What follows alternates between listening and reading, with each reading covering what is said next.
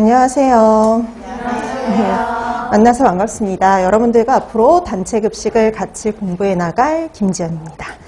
자, 이제 우리가 또 2024년 또 영양교사 시험을 대비하기 위해서 이 자리에 모였는데요.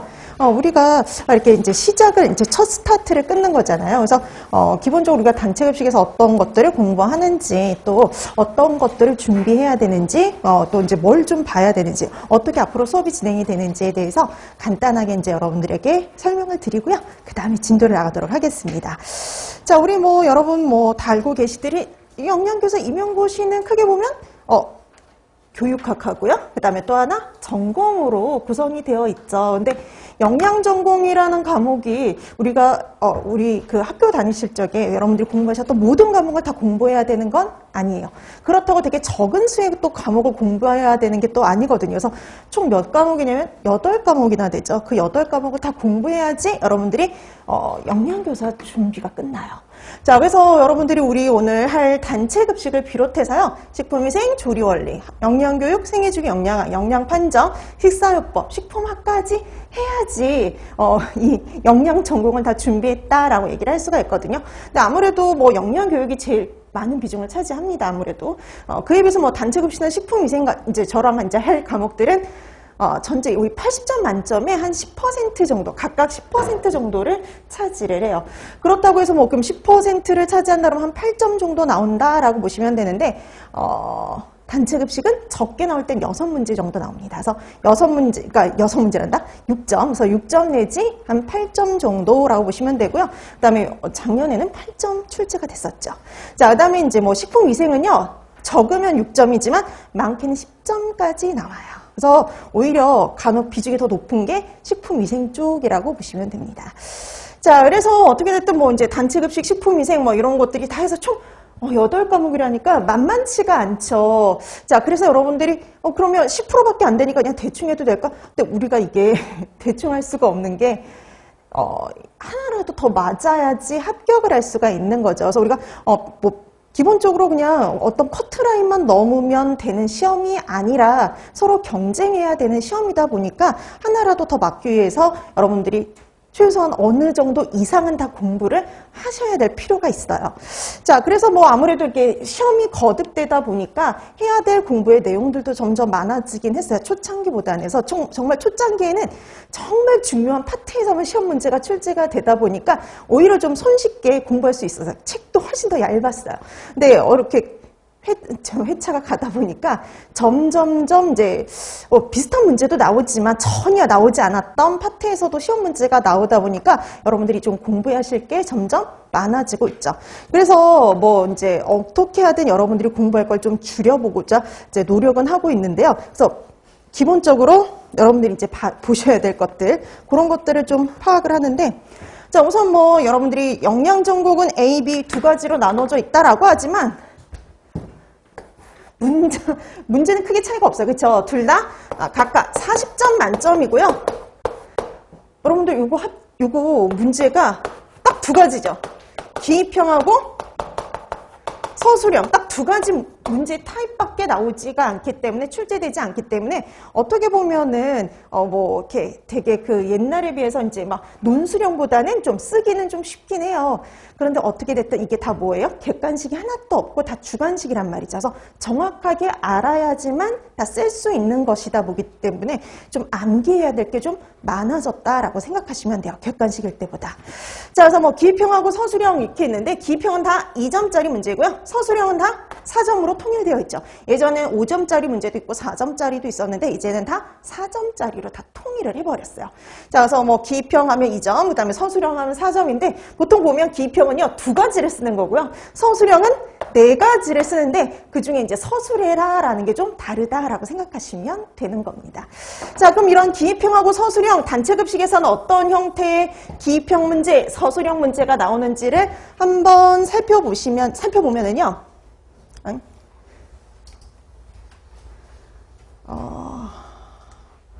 네.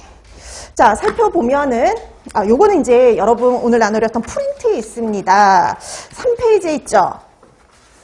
그 3페이지 기입형 문제, 서술형 문제가 있는데 여러분들이 실제 여러분 시험 문제 나왔던 기출문제의 유형이라고 보시면 돼요. 자, 지금처럼 뭐예요? 가로놓기가 제일 흔하게 나오는 형태라 보시면 돼요. 가로놓기, 기억하고 니은, 들어갈 말 써라 이런 형태로 나오죠.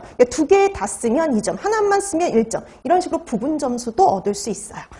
자, 그 다음에 요거 같은 경우에도 이건 분명히 가로놓기가 아닌데 이 단체급식에서는요. 그래프, 그 다음에 어떤 서식이라든지 그 다음에 아니면 또 이렇게 계산 문제 이런 것들이요. 단독으로 출제가 될 수 있고 그런 거 계산하는 문제도 이런 식으로 서답형의 형태로 나오죠. 자, 여기서도 마찬가지 두 가지 써라 그랬기 때문에 서답형이 2점짜리 문제입니다. 그래서 서답형이 무조건 다 가로놓기는 아니고요. 이런 형태로도 나올 수 있다라고 보시면 되는 거예요. 자, 그 다음에 우리 서술형 문제도 한번 보셔야죠. 자, 서술형 문제를 보시면 기본 다 이렇게 써요. 쓰시오 내지는 서술하시오 이렇게 되어 있는데 모든 게 다 서술하라는 문제는 아니에요. 다 서술하는 문제는 아니고 보시면 밑줄친 니은의 유형 써라, 유형의 명칭 써라, 저장 원칙 써라 이런 식으로 간단하게 쓰는 거 두 가지하고 서술해야 되는 거 두 가지 이렇게 해가지고 4점짜리 문제죠. 그래서 이런 형태의 문제들이 많아요. 그래서 모든 거 다 서술하라는 것보다는 뭐 한두 개 뭐 아니면 가로넣기 하고 그 다음에 서술하라는 그런 문제의 유형들이 좀 많습니다. 근데 여러분 보이시죠? 장점 써라. 단체급식에서 또 잘 나오는 문제 중에 하나가 뭐냐면 장점, 단점 써라 이거예요. 그래서 보통 그 장점, 단점을 쓰라고 하는 문제들이 보면은 가장 많이 쓰라는 게 2점짜리예요. 그러니까 두 가지 쓰는 거. 그래서 한 가지 아니면 두 가지 정도입니다. 그래서 여러분들이 장단점이 있는 것들은 장단점들을 다 기억하셔야 되는데요. 모두 다 기억할 필요는 없고 여러분들이 잘 생각나는 거 한 두 가지 정도는 꼭 기억해 두셔야 돼요. 자, 그 다음에 이런 형태, 아까 말씀드렸죠. 어떤 서식. 그런 형태 많이 나온다 그랬죠. 그래서 단체급식에서는 우리가 왜 여러 가지 서식들을 사용을 하잖아요. 그런 서식 주고 그와 관련된 문제를 풀으라는 문제들이 종종 출제가 되죠. 그 다음에 이제 요즘 많이 나오는 형태가 이거예요. 작성 방법에 따라 서술하세요. 자, 그래서 작성 방법에 따라서 이렇게 서술하라는 문제가 출제가 되죠. 자, 그 다음에 여러분 뭐 또 이 단체급식의 특징, 문제의 특징 중에 하나가 또 뭐냐면 수치요. 뭐 수치라는 거, 그러니까 숫자 같은 경우 온도라든지 시간이라든지 그 다음에 어떤 길이 같은 거 이렇게 수치들이 꽤 많이 나오거든요. 근데 숫자들은 정확하게 기억해 두셔야 돼요. 그런 수치 물어보는 문제가 잘 나옵니다. 반복해서 나오는 경우도 많아요. 온도 같은 거 반복해서 여러 번 출제가 됐고요. 그런 센치 같은 경우도 마찬가지예요. 자, 그래서 그런 숫자는 정확하게 기억하셔야 되는데 그런 수치 문제가 나왔을 적에 단서 조항이 붙는 경우가 많아요. 자, 근데 여기 보시면 학교급식법. 여긴 둘 다 학교급식법이죠. 그래서 이렇게 단체급식에서 뭘 근거해서 써라라고 하면은요. 크게 두 가지예요. 하나는 학교급식법을 근거로 했다든지 하나는 학교급식 위생관리 지침서예요.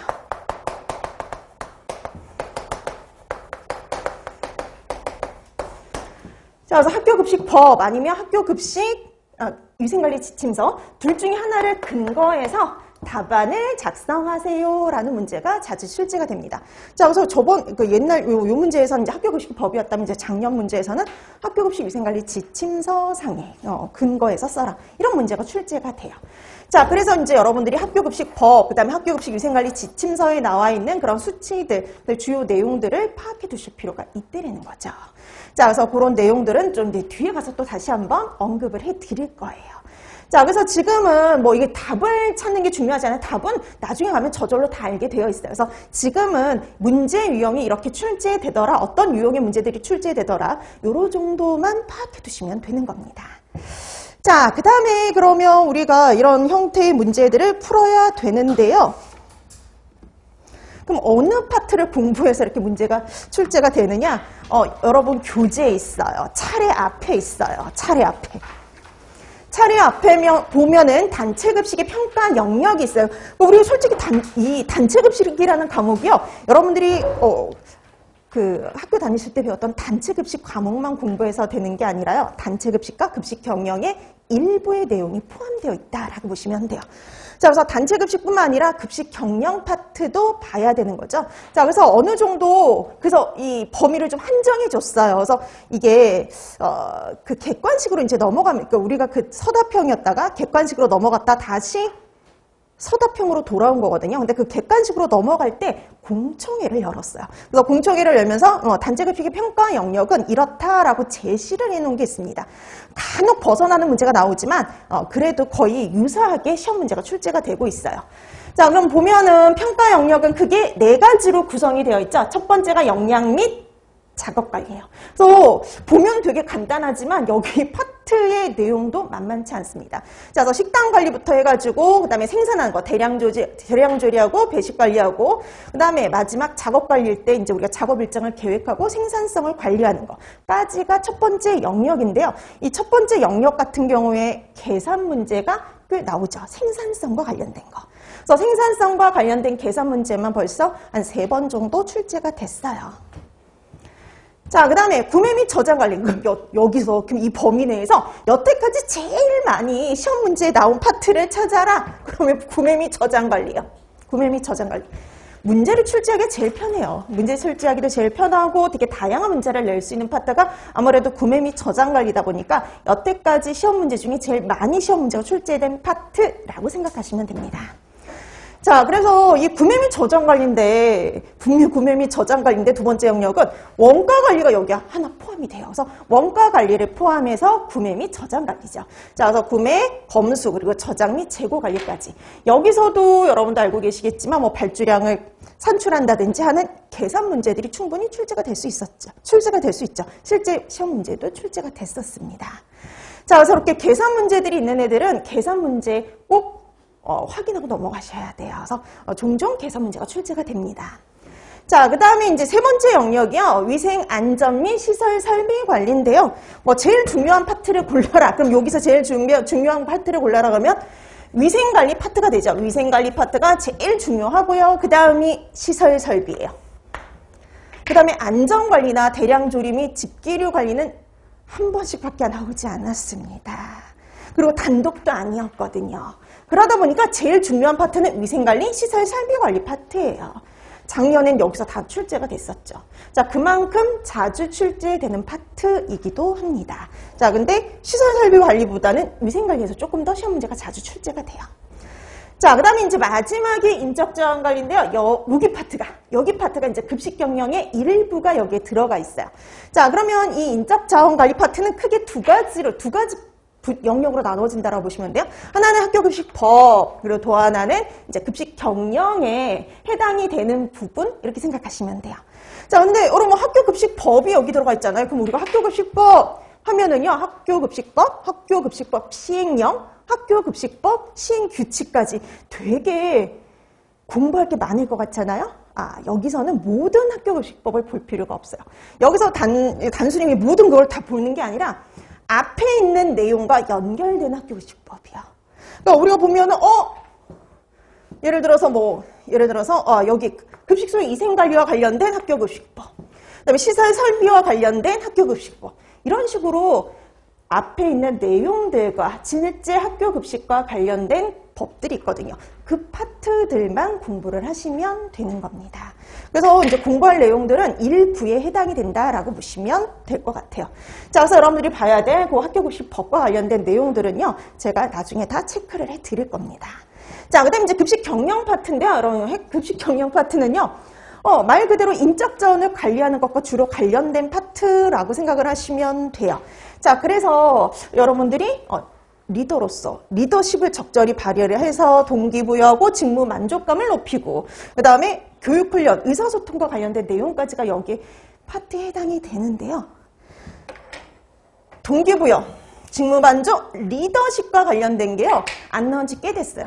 이게 아무래도 교육학에서도 이 파트에서 시험 문제가 출제되고 겹치다 보니까 옛날에 객관식 일적인 조금 나왔었거든요. 근데 서도평으로 바뀌고선 한 번도 안 나왔어요.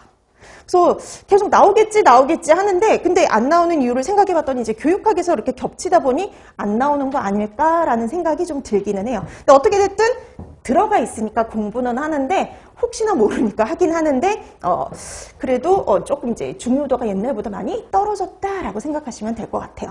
자, 그 다음에 이제 교육훈련 및 의사소통은 이제 간혹가다 한 번씩 출제가 되고 있습니다. 자, 이렇게 해서요, 평가 영역이 구성이 되어 있는데요. 그럼 우리가 옛날에 처음에 공청회 처음 할 적에는요, 여기서 5% 내고, 여기서 5% 내겠다. 이렇게 해가지고, 10% 정도라고 이렇게 얘기를 하잖아요. 예전엔 정말 칼같이 지켜졌어요. 칼같이. 근데 지금은 그렇지 않습니다.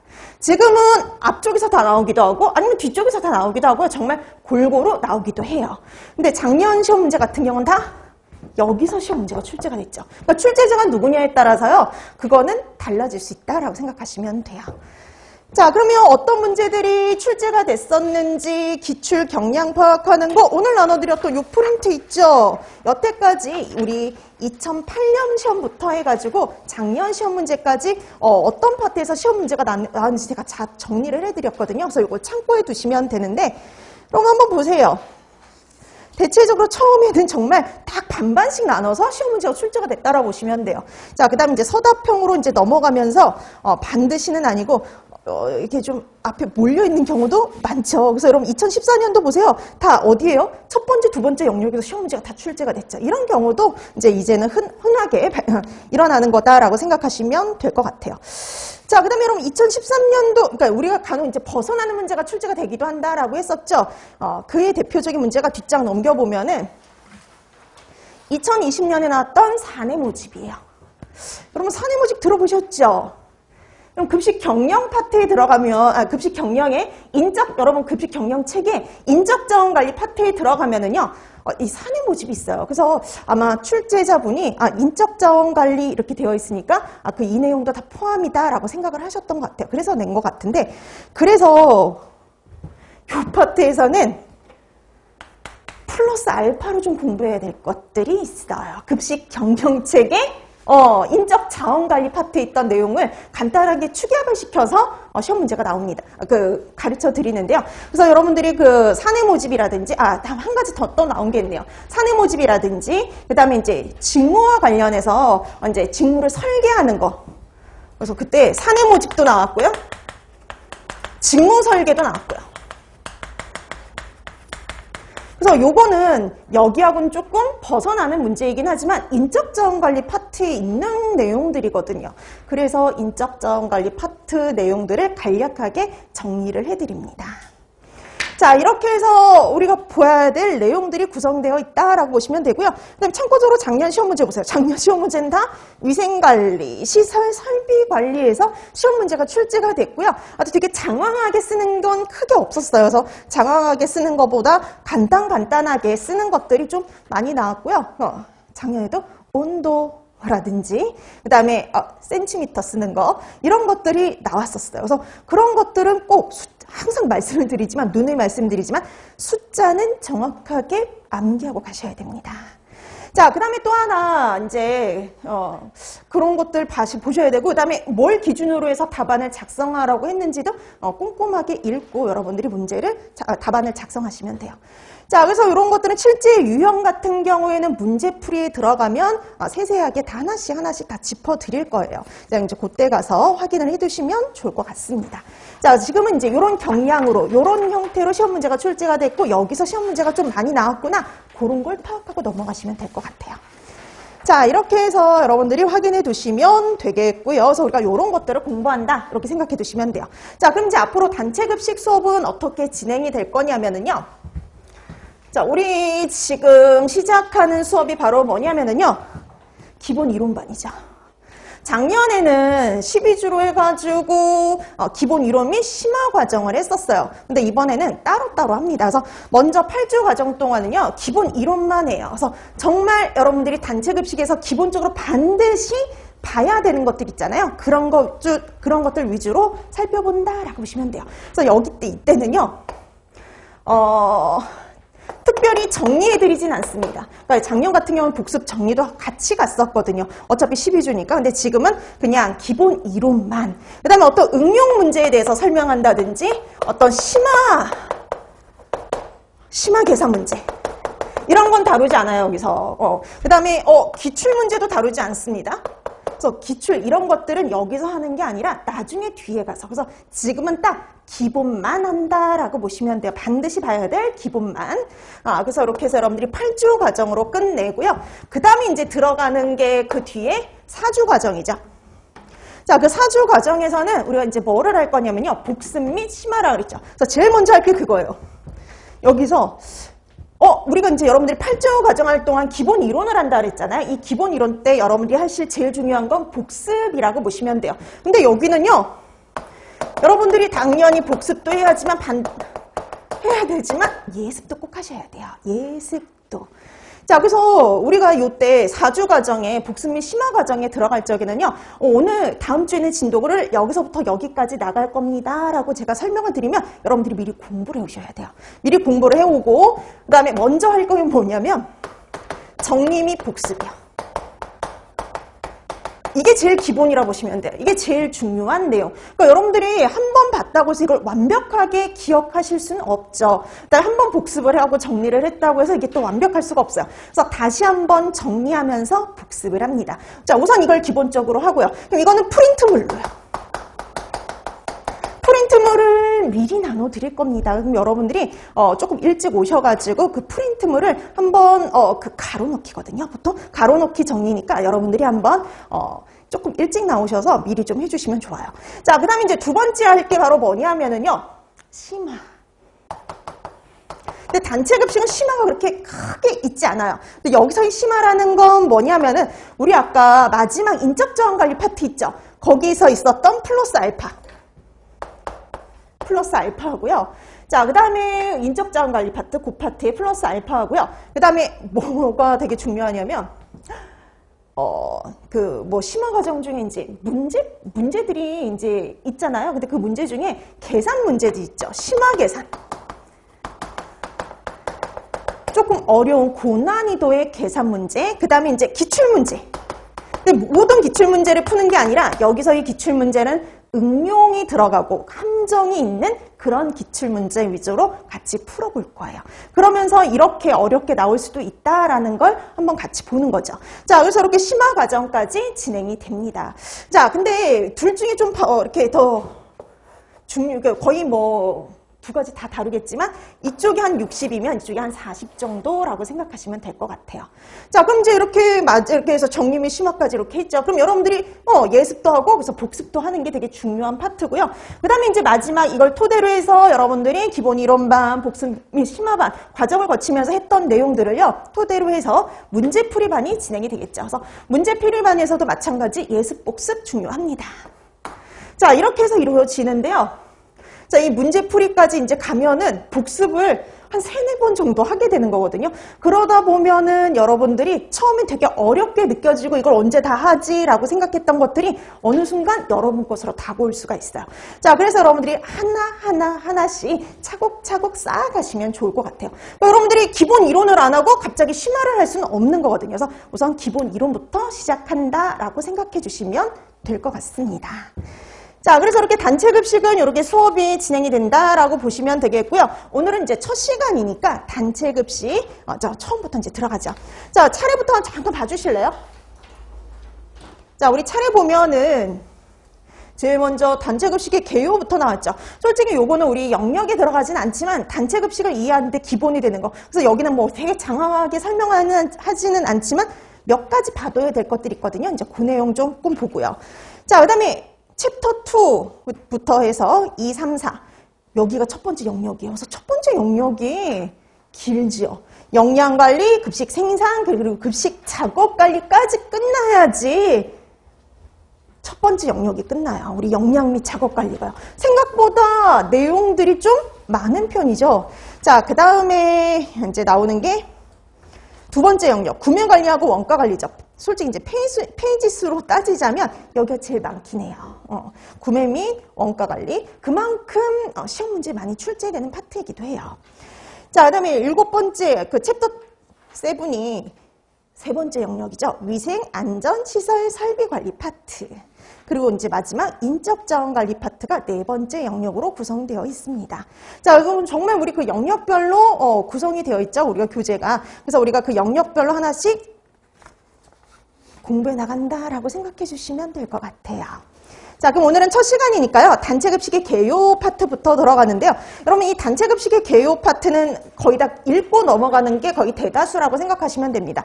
단체급식이 이렇고 영양교사의 직무가 이렇고 어떤 일을 담당하고 그런 것들을 좀 개념을 잡아주시면 될 것 같아요.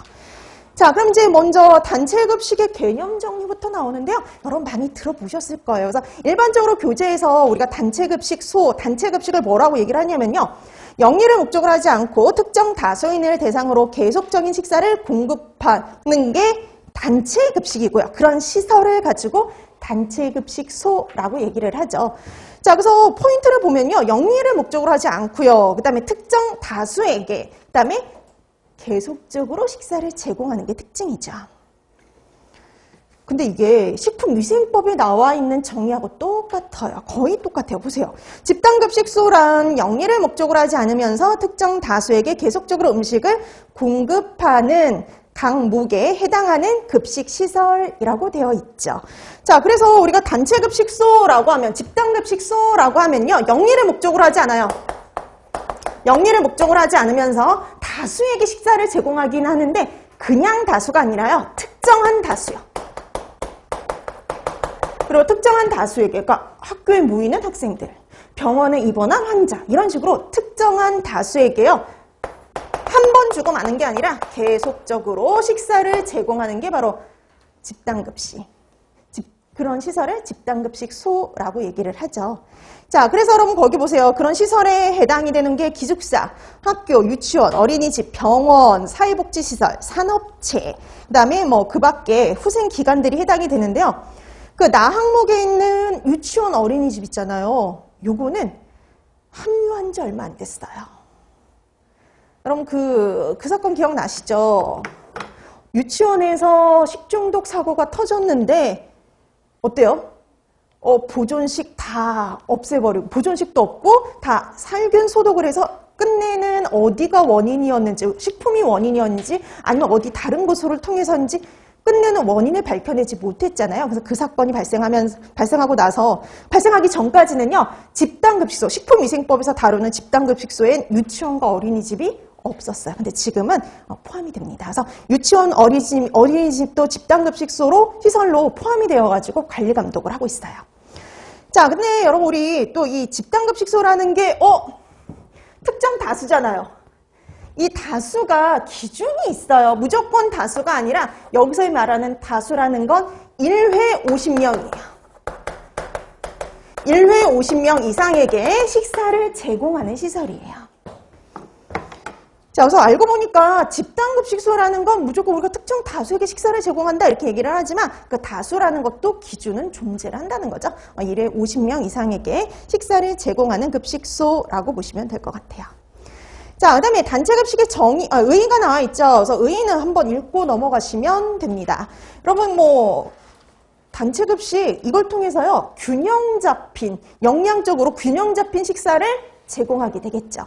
그래서 그걸 통해서 국민 영양을 개선을 하고 영양이 개선이 되니까 건강이 증진되겠죠. 건강 증진에 기여하는 거. 이게 가장 기본이에요. 자, 그 다음에 그뿐만 아니라 자원의 효율적, 경제적 활용에 기여를 하죠.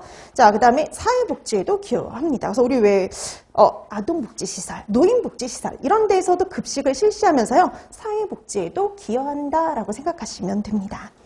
자, 이런 단체급식의 의의 같은 건 달달달 외우실 필요는 없고요. 한번 이런 것들이 단체급식의 의의구나 하고 한번 읽고 넘어가시면 될 것 같아요. 자, 그 다음에 단체급식의 목표가 나오는데요. 여러분, 목표는 항상 기본은 그거라 보시면 돼요. 자, 그 목표는 이제 거기에 쭉 나와 있지만 표로 간단하게 정리해놨죠. 우리 표로 간단하게 정리한 거 볼게요. 자, 어떤 급식이 됐든 기본적으로 균형 잡힌, 영양적으로 균형 잡힌 식사를 제공함으로써요. 영양을 개선하고 건강 증진을 도모하는 거. 이게 기본이라고 보시면 돼요. 자, 이거를 도모함으로써 고유의 목적을 달성하기도 합니다. 자, 그 고유의 목적, 학교급식의 고유의 목적은 뭘까요? 한참 자라는 아이들이죠. 그래서 심신의 발달, 편식을 교정하는 거, 그 올바른 식습관을 형성하는 거, 이런 것들이 학교급식만의 고유의 목적이에요. 자, 그 다음에 병원급식 같은 경우 환자잖아요. 환자다 보니까 질병의 치료, 건강회복, 이런 것들이 고유의 목적이 들어갈 수 있고요. 산업체 급식 같은 경우에는 생산을 해야 되잖아요. 그러니까 생산성 향상. 그 다음에 복리후생의 목적으로 시행한다라고 생각하시면 되는 겁니다. 자, 그래서 우리가 일반적으로 이제 공통의 목적도 있지만 고유의 이런 목적들도 각각 조금씩 차이가 있을 수 있다라고 생각해 두시면 될 것 같아요. 자, 이렇게 해서 여러분 뭐 목적 같은 경우에도 이렇게 간단히 봐두시면 될 것 같습니다. 자, 근데 우리가 이렇게 급식을 시행을 하려면, 급식 시스템을 돌리려면 그걸 책임지고 관리할 관리자가 필요하겠죠. 그걸 우리가 이제 보통 급식관리자 이렇게 얘기를 해요. 급식관리자라고. 근데 그 급식관리자가 영양사가 될 수도 있고 영양교사가 될 수도 있죠. 자, 그럼 이런 급식관리자의 업무의 범위를 좀 보시면은요. 딱 우리가 공부할 내용들이에요. 메뉴 관리, 영양 계획하고 메뉴 개발해서 작성하고 메뉴 평가하는 거. 이거 다 이제 우리 영양 관리 파트, 식단 관리 파트에 들어가서 공부할 내용들입니다. 자, 그다음에 구매 관리. 우리가 아까 했던 그 구매 관리. 그다음에 생산 관리. 그 생산 관리 같은 경우에도 급식 생산 파트에서 다 공부할 내용들이거든요. 자, 그다음에 위생 관리 파트, 그리고 작업 관리. 그 작업 관리가 바로 생산성과 관련된 파트들이죠. 작업 일정 계획하고 생산성 관리하는 것들. 그다음에 시설 설비 관리, 원가 관리, 그리고 인적 자원 관리. 딱 뭐예요? 우리 공부하는 것들이요. 딱 우리 공부해야 될 내용들이 바로 다 급식 관리자의 업무의 범위에 들어간다라고 보시면 돼요. 우리 앞으로 공부할게요. 급식 관리자 그 업무들이에요. 자, 그럼 이런 급식 관리자의 대표가 이제 뭐 영양사, 영양교사가 있겠죠. 가장 기본이 뭐 영양사이긴 합니다. 그래서 뭐 영양사의 정의가 나와 있는데 이건 나중에 한번 읽어보시면 되겠고요.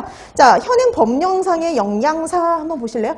그럼 우리 이 집단급식소에는요, 누굴 두라고 되어 있냐면 영양사를 둬라라고 되어 있어요. 자, 그래서 거기 보니까 집단급식소의 운영자는 영양사를 둬야 된다라고 되어 있죠. 영양사를 둬야 돼요. 자, 근데 영양사를 안 둬도 되는 곳이 있어요. 뭐 이거는 뭐 중요하진 않습니다.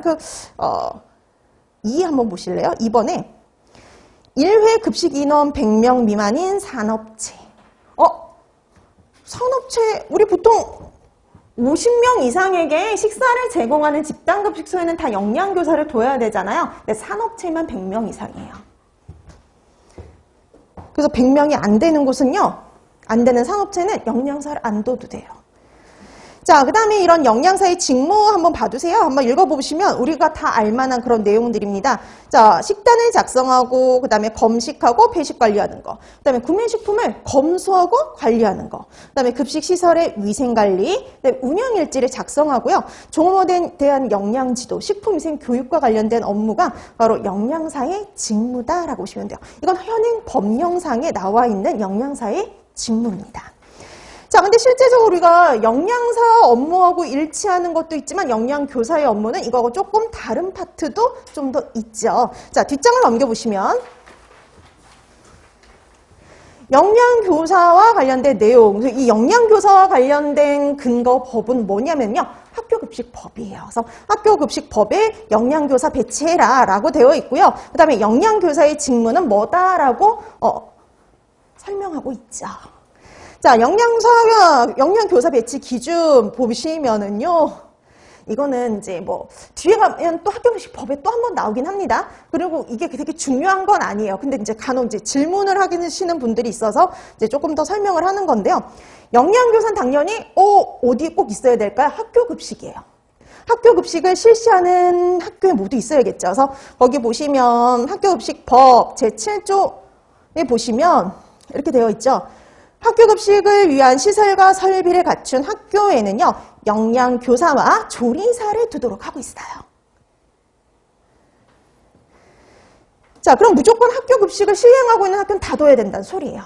근데 유치원에 두는 영양교사의 배치 기준은 대통령령으로 정합니다. 자, 여러분 이제 우선 학교급식 시설과 관련된 건데요. 학교급식 대상이요.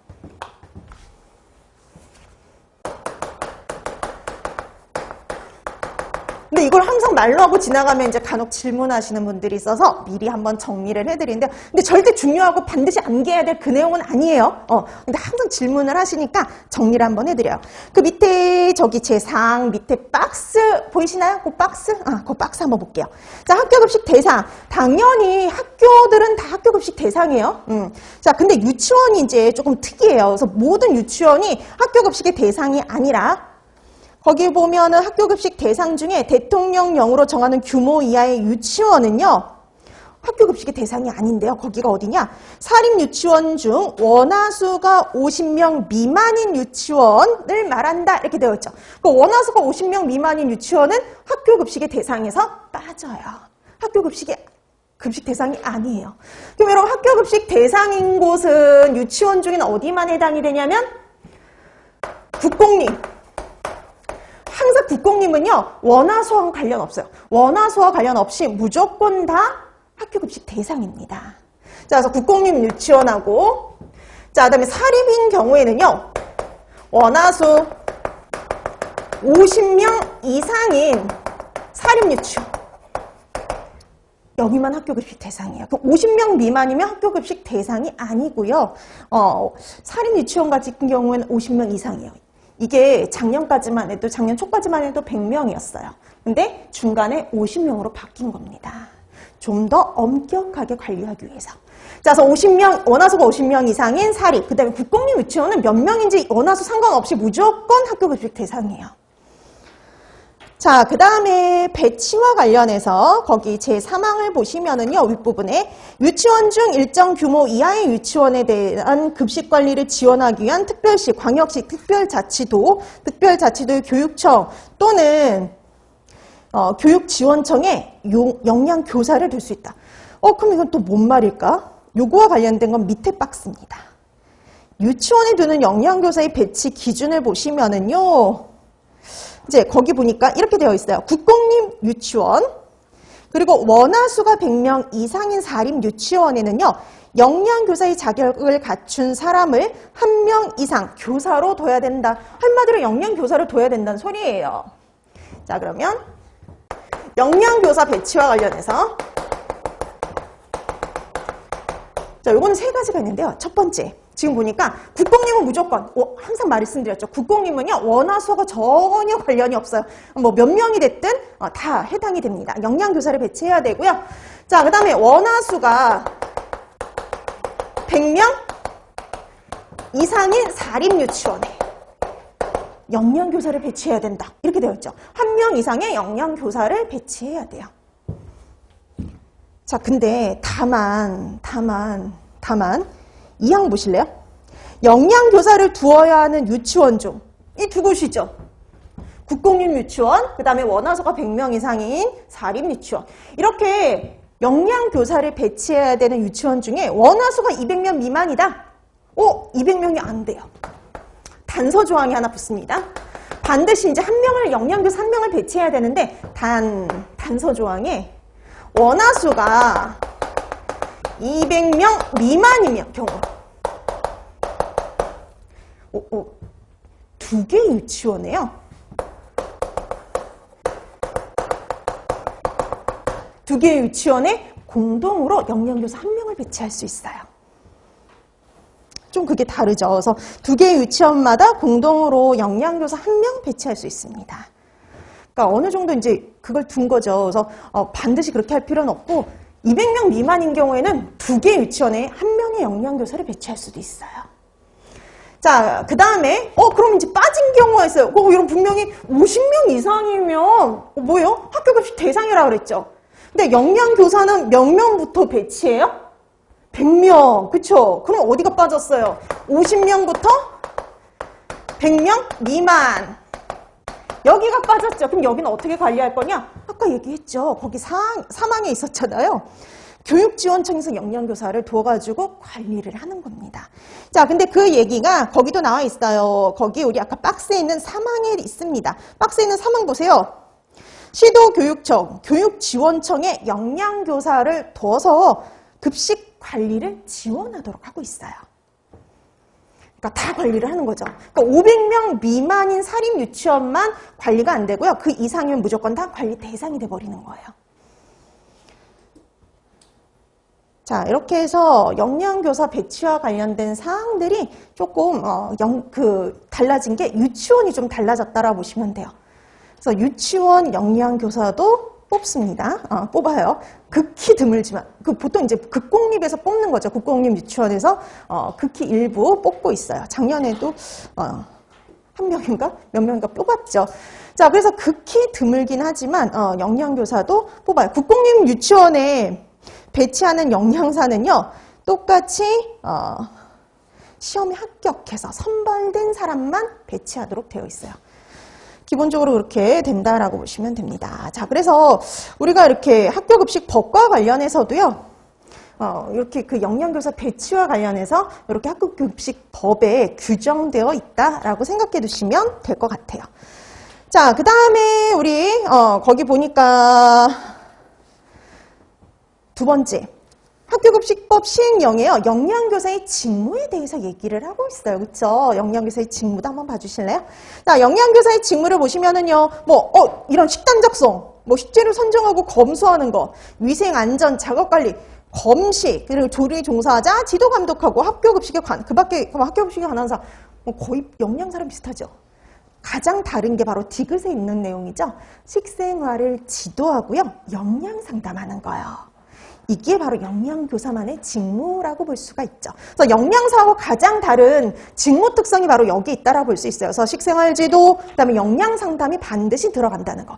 그래서 아무래도요, 시험에 가장 그 영양교육의 비중이 높은 이유가, 비중을 가장 둔 이유가 이 부분을 강조하고 싶었던 것 같아요. 그래서 식생활지도, 영양상담, 이게 좀 더 그 영양사하고 좀 가장 다른 직무의 항목이다라고 생각해 두시면 될 것 같아요. 자, 그래서 이렇게 영양사, 영양교사를 이렇게 살펴봤는데, 그러니까 영양교사와 관련된 이런 사항들을 좀 봐두시면 되는 거죠. 자, 그 다음에 그 외에 조리사도 두도록 하고 있죠. 그래서 그 조리사는 조리를 담당하는 사람을 의미를 합니다. 자, 이렇게 해서 이제 영양교사의 직무라든지 영양교사가 어떻게 배치되는지 그런 것들 조금 살펴봐 두시면 되는 거고요. 자, 그 다음에 이제 나오는 게 단체급식 제도의 유형들, 단체급식의 분류거든요. 그러니까 여러분들이 이제 조금 봐두셔야 될 게 바로 여기라고 생각하시면 됩니다. 그래서 이 파트를 조금 공부해 두실 필요가 있어요. 특히 여러분이 단체급식의 분류, 유형에서 보시면은요,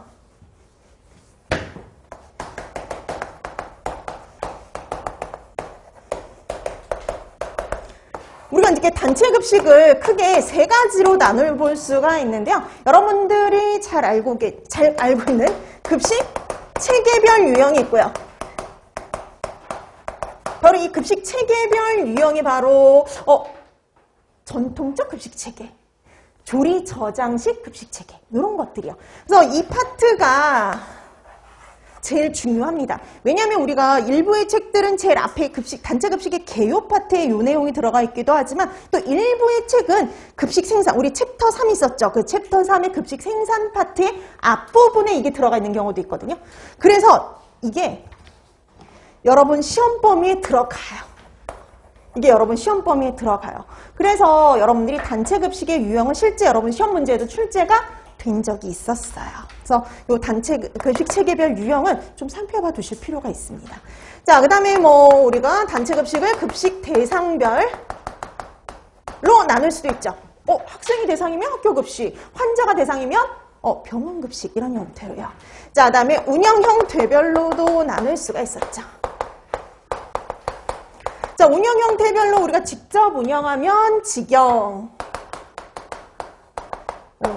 위탁 가서 시행하면은 위탁급식으로 나눌 수가 있었죠. 이런 직영하고 위탁, 우리 학교급식 같은 경우에는 처음에는 직영으로 시작했다가 위탁으로 이제 좀 넓혔다가 다시 뭐로 돌아왔어요? 지금 현재는 직영으로 돌아왔죠. 자, 그래서 직영과 위탁 어떤 차이가 있는지를 조금 봐두시면 돼서 제일 중요한 건 급식 체계별 유형, 그 다음에 이제 급식 운영 형태별로 직영과 위탁의 각각의 장단점이 뭔지를 간단하게 정리해 두시면 될 것 같습니다. 자, 그럼 이제 우리가 급식 체계별 유형은 여러분들이 반드시 알아두셔야 될 내용인데요. 그럼 이걸 뭘 파악해 두셔야 되냐면 특징을 잡고 각각의 장단점을 파악해 두시면 돼요. 각각의 장단점. 자, 그러면 급식 체계별 유형에서 제일 먼저 나오는 게 바로 뭐냐면은요. 전통적 급식 체계입니다. 자, 여러분 전통적 급식 체계는 처음 시작한 급식 체계의 유형이 바로 이 전통적 급식 체계죠. 그래서 그날 식재료 들어와서 그날 생산해서 잠깐 보관을 했다가 바로 뭐 하는 형태예요? 배식하는 형태라고 보시면 돼요. 그럼 이 가장 큰 특징이 뭐냐면요. 생산, 분배, 서비스가요. 한 장소에서, 같은 장소에서 연속적으로 일어난다라는 게 바로 가장 큰 특징이다라고 볼 수가 있죠. 그래서 만들어지고 그 다음에 마지막 서비스 되는 장소가요. 다 같은 장소예요. 그 같은 장소에서 뭐 이렇게 시간차를 두고 일어나는 게 아니라 연속적으로 일어난다라고 보시면 돼요. 그래서 그날 식재료 검수해서 그날 바로 생산을 해서 바로 배식하는 형태죠. 그렇기 때문에 올 수 있는 장점도 있고요. 반대로 단점도 존재를 하겠죠.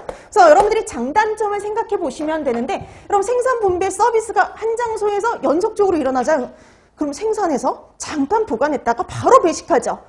바로 배식한다라는 거에서 오는 장점들이 있어요. 그럼 오랫동안 보관할 필요가 없잖아요. 그러면서 오는 장점들. 바로 배식 직전에 음식이 생산이 되니까 품질이 어떨까요? 우수해요. 자, 그게 바로 첫 번째 장점. 자, 그래서 우리가 바로 배식 직전에 음식이 생산이 되니까 품질, 좋은 품질을 유지할 수 있다라는 게 장점이 되는 거죠. 자, 그 다음에 또 하나의 장점은 뭐냐면은요. 우리 나중에 조리 저장식도 하고 할 거지만 오랫동안 보관하지 않죠. 오랫동안 보관하지 않으니까요. 저장이라든지 냉장이나 냉동에 들어가는 비용을 뭐 할 수 있을까요? 절감. 어떤 비용들을 절감할 수 있는지를 한번 다 생각해 보면 돼요. 저장에 들어가는 비용, 냉장이나 냉동. 여러분 우리가 학교 급식 생각해 보세요. 학교 급식소 냉장고 되게 크고 뭐 워크인 냉장고 이런 거 아니죠. 보통 그냥 작은 그런 일반적인 냉장고들이잖아요. 그러니까 보통 그날 들어온 거 식재료 거의 다 그날 쓰죠. 그래서 저장이라든지 들어가는 비용, 냉장이나 크게 냉동에 들어가는 비용이 적어요. 절감할 수 있다. 그 다음에 우리가 이게 또 장점이 이거잖아요. 생산한 곳에서 바로 서비스도 이루어지죠. 어디 이동할 필요가 없잖아요. 그러면 배송에 들어가는 비용도 없죠. 우리 중앙공급식 급식체계는요. 배송을 해야 되거든요. 운송을 해야 되거든요. 그럼 그런 운송에 들어가는 비용도 들어가요. 그런 비용들을 절감할 수 있다? 이런 것들이 장점이 될 수 있죠. 자, 그 다음에 세 번째. 이건 미리 생산하는 게 아니라 그날 생산하기 때문에 또 올 수 있는 장점. 그러니까 식재료가 특히 우리 사용한 식재료들이 뭐가 많으냐면 농수산물들이 많죠. 이런 애들은 특히 가격 변동이 커요. 그래서 이런 식재료의 가격 변동에 따라서 메뉴를 뭐 할 수 있을까요? 전환하는 게 가능해요. 메뉴 변경이 가능합니다. 자, 그게 세 번째 장점이라고 보시면 될 것 같아요. 자, 그래서 우리가 식재료 가격 변동에 따라 메뉴 변경이 가능하다. 그러니까 메뉴가 어때요? 탄력적으로 운영할 수 있어요. 메뉴를 탄력적으로 융통성 있게 운영할 수 있다라는 게 장점이죠. 자, 그래서 이렇게 여러분들이 장점 항상 말씀드렸죠? 잘 생각나는 두 가지를 기억해 두시면 됩니다. 그 이상 쓰라는 말은 안 나와요. 그러니까 두 가지 정도만 기억해 두시면 돼요. 자, 그 다음에 단점. 여러분 단점은요. 생각 한번 해보세요. 그날 바로 검수를 해서 그날 바로 생산을 해서 바로 배식을 해야 되겠죠. 그러니까 우리가 제한된 시간 내에 생산을 해서요. 배식 준비까지 다 끝내야 돼요. 그러니까 상당히 어떨까요? 바쁘죠. 그건 이제 배식하고 난 다음엔 되게 한가해지겠지만 그 전까지는 상당히 바쁘죠. 그래서 뭐가 존재하느냐? 피크타임이요. 자, 이것 때문에 올 수 있는 단점을 생각하면 돼요. 이 피크타임 때문에 올 수 있는 단점. 그럼 피크타임에 특히 인력이 집중적으로 필요하겠죠. 그래서 이때 인력이 집중이 되니까 인력을 좀 효율적으로 관리하기가 어떨까요? 어렵겠죠. 그게 바로 첫 번째 단점이에요. 자, 그래서 피크타임의 인력이 집중적으로 요구되기 때문에 인력 관리도 어렵고요. 생산성도 떨어져요. 그래서 여러분 제일 생산성이 떨어지는 것 중에 하나가 바로 이 전통적 급식 체계일 수밖에 없어요. 자, 그래서 피크타임에 인력이 집중적으로 필요하다 보니까 인력 관리가 어렵다, 생산성이 좀 떨어진다, 이런 것들이 단점이다라고 생각해 두시면 될 것 같습니다. 자, 그 다음에 또 올 수 있는 단점, 특히 여러분이 이 피크타임에 상당히 바쁘잖아요. 그냥 그러다 보면은 이때 작업에 대한 스트레스도 상당히 어떨까요? 크다라고 얘기할 수가 있겠죠. 자, 그러면 요 두 가지는 피크타임 때문에 올 수 있는 것들이죠. 자, 이때 특히 작업에 대한 스트레스가 크다, 이런 것들이 단점이에요. 자, 그 다음에 세 번째, 이것도 어떻게 보면 같이 갈 수가 있는데요. 여러분 오늘 보면 이게 그렇잖아요. 그날 들어와서 그날 생산을 해서 바로 배식을 해야 되는데, 그러다 보면 한정된 시간 내에 모든 걸 다 완료를 하려면요, 어떤 사람이 필요하느냐? 숙련된 조리원이요. 숙련된 조리원이 장시간 필요하죠. 그러면 비숙련자보다 숙련된 조리원이 훨씬 인건비가 어떨까요? 비싸질 수밖에 없어요. 자, 그래서 우리 봤더니 숙련된 조리원이 장시간 필요하다 보니까 아무래도 인건비가 상승될 수 있다라는 단점이 있어요. 자, 그래서 요거 같은 경우에는 피크타임과 관련된 거, 그 다음에 그날 바로 다 생산해서 배식해야 된다는 것 때문에 올 수 있는 단점들을 생각하시면 돼요. 이거 다 뭐와 관련된 단점이에요? 장단점이면 바로 요 특징과 관련된 장단점이에요. 자, 그래서 그날 바로 생산해서 그날 바로 서비스를 하기 때문에 올 수 있는 장점도 있지만, 반대로 뭐도 있는 거예요? 단점도 있는 거예요. 그날 생산해서 바로 배식을 하다 보니까 좋은 품질을 그대로 유지를 할 수 있고요. 그 다음에 그날 바로 그날 생산을 하기 때문에 또 어떤 장점도 있냐면, 식재료 가격 변동에 따라서 메뉴를 변경할 수도 있고, 이런 장점도 있지만, 반대로 그날 해야 되기 때문에 너무 바쁘죠. 그래서 피크타임 때문에 인력 관리 어렵고 노동 생산성 떨어지고 이런 거 생각하시면 돼요. 그 다음에 이렇게 바로바로 생산해서 완료해서 제때 주기 위해서 숙련된 조리원이 장시간 필요하다? 이것도 단점이 되는 거죠. 자, 이렇게 해서 장단점 여러분들이 생각하시면 되는데, 이거 특징들을 생각하면서 같이 연결해서 장단점을 파악해 두시면 돼요. 근데 이걸 다 완벽하게 암기하실 필요는 없고요. 최대 2가지입니다. 최대. 자, 그래서 항상 2가지 이상, 2가지 넘게 쓰라, 뭐 3가지 써라, 이런 문제는 안 나와요. 뭐 장점 한 3가지 써라, 이런 문제 안 나옵니다. 제일 많이 쓰라는 게 2가지니까요. 여러분들이 잘 생각나는 거 2가지씩 정리해 두시면 될 것 같아요. 자, 그 다음에 두 번째, 중앙공급식 급식 체계가 나오는데요. 여기서부터는 조금 쉬고 나서 들어가도록 할게요.